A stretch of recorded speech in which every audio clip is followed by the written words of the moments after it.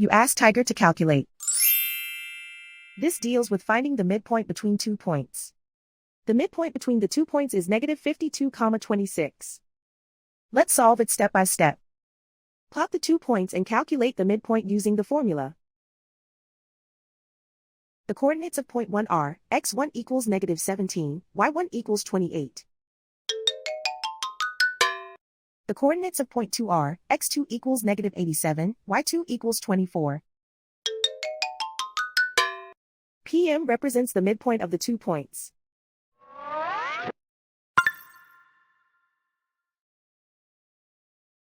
Use the x values in the midpoint formula to find the midpoints x. x1 equals -17. x2 equals -87. Simplify the arithmetic.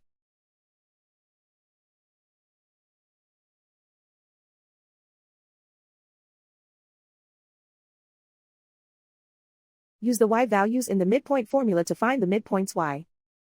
y1 equals 28.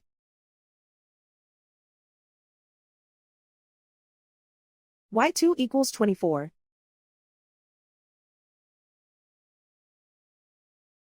Simplify the arithmetic.